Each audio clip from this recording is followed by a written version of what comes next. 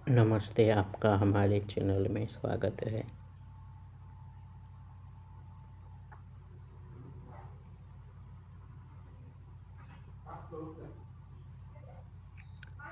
नाम रूपों के बाहरी जगत का स्वतंत्र अस्तित्व नहीं है। महर्षि का यह कथन बहुत गहराई से विचारने जैसा है।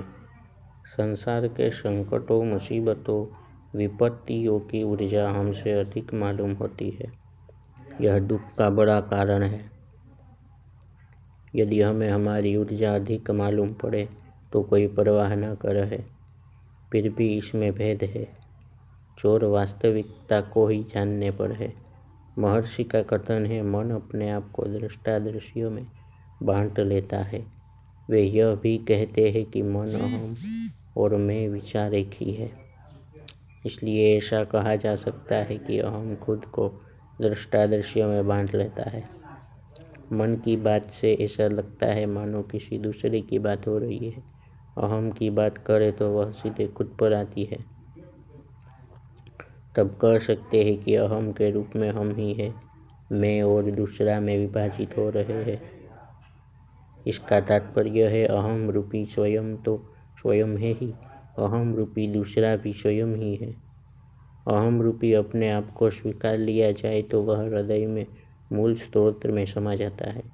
यह बहुत आसान है, फिर यह अत्यंत कठिन क्यों होता है? एक ही कारण है, हमारे अहम रूप का जो दूसरा हिस्सा है, जो दृश्य रूपी अहम है, उसका अस्वीकार, उसे नकारना, उससे बचना, उसे और कोई समझना। यह बिल्कुल सच बात है कि जब भी हम दूसरे के अहम का अनुभव करते हैं तब वस्तुतः हम अपने ही अहम को, अपने ही अहम के दृश्य रूप को अनुभव कर रहे होते हैं, लेकिन उसे स्वीकार नहीं पाते। पाने हटाने की कोशिश शुरू हो जाती है। यह ऐसा है जैसे हमारा एक हाथ दूसरे हाथ को पाना या हटाना चाहे। कुछ भी करने की जरूरत नहीं है, दोनों जुड़े हुए हैं। सारा जगत परमात्मा से जुड़ा हुआ है, तो कोई क्यों किसी को पाने या हटाने के संघर्ष में पड़ा है? अलग तो है ही नहीं। मत्तस्परतरं न्याय किंचिदस्ति धनंजय, मयि सर्वमिदं प्रोक्तम सूत्रे मणिगणा इव। कुछ भी अलग नहीं है और अलग लगता है क्योंकि अहंकार ही दृष्टा है और खुद ही दृश्य भी है। अहंकार दृश्य से संघर्ष करता है तो वह अपने आप से संघर्ष करता है। वह छूटना भी चाहता है तो अपने आप से छूटना चाहता है, उस दृश्य से जो उसी का खुद का विभाजित रूप है। अहंकार ही दृष्टा बन जाता है, अहंकार ही दृश्य बन जाता है। दादा भगवान का एक वाक्य लिखा था, जिस चीज़ को तुम रोकते हो वह तुम्हें नहीं मिलेगी। इसे आत्म प्राप्ति के अर्थ में लिया जाए तो ज़्यादा अच्छा होगा। यह बहुत समझने जैसा है। जो चाहिए ही नहीं उसे रोकने न रोकने की बात नहीं, जो चाहिए उसकी बात हो रही है। अहंकार रुका रह कर पाना चाहता है, रुक कर वह उसके आगमन में बाधक बन जाता है। अहंकार का बने रहना किसी भी प्राप्ति में बाधक है। जबरदस्ती सेवा में लगाए वह अलग बात है। अहंकार स्वयं को स्वीकार ले, अपना ले तो कुछ हो सकता है। वह अपने दृश्य रूप को पराया बाहरी मानता है, इसलिए स्वीकारने अपनाने में बाधा आती है। क्या हम किसी के अहंकार को स्वीकार सकते हैं? कदाचित प्रशंसक के अहंकार को स्वीकार ले, परंतु निंदक के अहंकार को स्वीकारना करीब करीब असंभव ही है। जब परमात्मा इस रहस्य को खोल देता है कि दूसरे का अहंकार दूसरे का नहीं तुम्हारा ही अहंकार है और तुम्हें अपने अहंकार को स्वीकार लेना है, तब वह हृदय में समा जाता है। कहने का मतलब दूसरे का अहंकार रुकावट बना हुआ है अपने अहंकार के हृदय में समाने में, जबकि जिसे हम दूसरे का अहंकार मानते हैं वह हमारा ही अहंकार है।